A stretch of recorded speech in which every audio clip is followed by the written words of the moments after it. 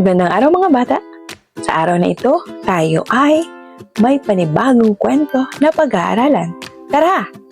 Samahan niyo ako at alamin ang kwento ng Pamilya Smith. Ito ang Pamilya Smith. Si Tatay Smith, Nanay Smith, Obet Smith, at Ollie Smith. Marami silang kapitbahay. Ngunit hindi sila namamansin. Katwiran nila, sila ay naiiba dahil kulot ang buntot nila. Araw-araw, ang Pamilya Smith ay walang inatupag kundi pagandahin ang buntot nila. At kapag sila ay naiimbitahan sa mga pagtitipon, ang lagi nilang sagot ay, "Marami pa kaming gagawin." Ang gagawin pala nila ay magsusuklay at maglilinis ng buntot nilang kulot at maganda. Ang gagawin pala nila ay magsusuklay at maglilinis ng buntot nilang kulot at maganda. Minsan, sila ay inanyayahan ng kanilang mga kapitbahay. May pag-uusapan silang mahalaga tungkol sa nakawan sa bayan nila. Hindi dumalo ang Pamilya Smith. Sila ay abala sa pagpapaganda ng buntot nila. Isang gabi, bilog ang buwan at nahihimbing ang Pamilya Smith. Pumasok ang magnanakaw sa kanilang bahay.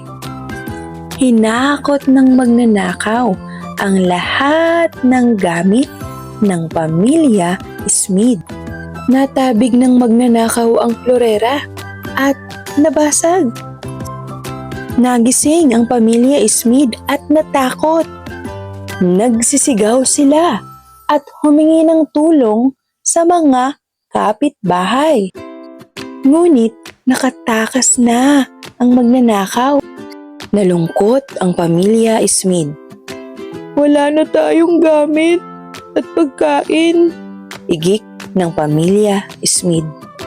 Kinabukasan, ang Pamilya Smith ay dinalhan ng damit at pagkain ng kanilang mga kapitbahay. Simula noon ay nagbago na ang Pamilya Smith. Sana ay nagustuhan ninyo ang kwentong ito mga bata. Narito ang ilang mga tanong patungkol sa kwento na ating binasa. Tara, subukan nating sagutin. Narito ang unang tanong. Ilan ang kasapi ng Pamilyang Smith? Tama! 4. 4 ang kasapi ng Pamilyang Smith. Pangalawang tanong. Ano ang paboritong gawin ng Pamilyang Smith? Tama! Ang paborito nilang gawin ay pagandahin ang kanilang buntot. Pangatlong tanong. Ano ang problema sa lugar na tinitirhan ng Pamilyang Smith? Tama! May nakawan sa kanilang bayan. Ika-4 na tanong. Bakit hindi sila nakikipagtulungan sa ibang pamilya sa kanilang lugar? Tama! Dahil ang katwiran nila, sila ay naiiba dahil kulot ang kanilang buntot. Ano ang nangyari sa Pamilyang Smith isang gabi habang sila ay natutulog? Isang gabi, pumasok ang magnanakaw sa kanilang bahay. Hanggang sa muli mga bata, magkita-kita tayo! Magandang araw mga bata! Sa araw na ito, tayo ay may panibagong kwento na pag-aaralan. Tara! Samahan niyo ako at alamin ang kwento ng Pamilya Smith. Ito ang Pamilya Smith. Si Tatay Smith, Nanay Smith, Obet Smith, at Ollie Smith. Marami silang kapitbahay. Ngunit hindi sila namamansin. Katwiran nila, sila ay naiiba dahil kulot ang buntot nila. Araw-araw, ang Pamilya Smith ay walang inatupag kundi pagandahin ang buntot nila.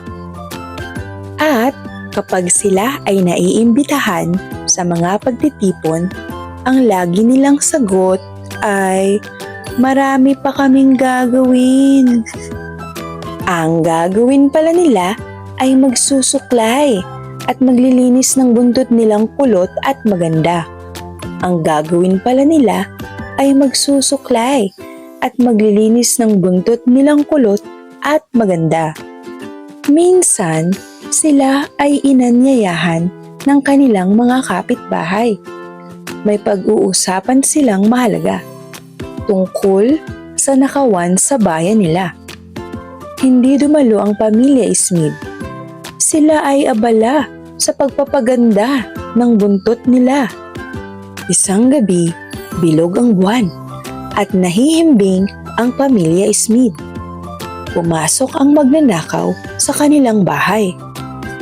Hinakot ng magnanakaw ang lahat ng gamit ng pamilya Smith.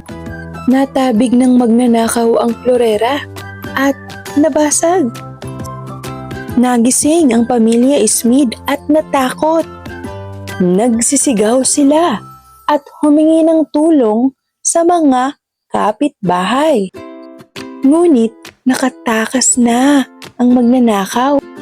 Nalungkot ang pamilya Smith.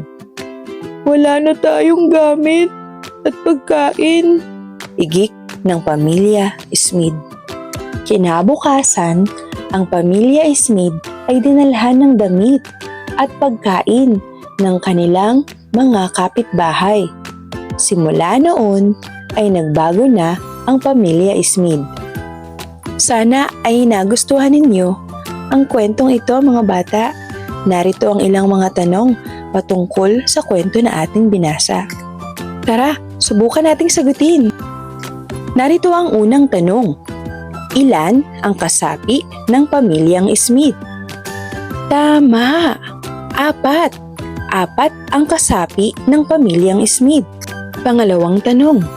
Ano ang paboritong gawin ng pamilyang Smith? Tama! Ang paborito nilang gawin ay pagandahin ang kanilang buntot. Pangatlong tanong. Ano ang problema sa lugar na tinitirhan ng pamilyang Smith? Tama! May nakawan sa kanilang bayan. Ika-4 na tanong. Bakit hindi sila nakikipagtulungan sa ibang pamilya sa kanilang lugar? Tama! Dahil ang katwiran nila, sila ay naiiba dahil kulot ang kanilang buntot. Ano ang nangyari sa pamilyang Smith isang gabi habang sila ay natutulog? Isang gabi, pumasok ang magnanakaw sa kanilang bahay. Hanggang sa muli mga bata, magkita-kita tayo!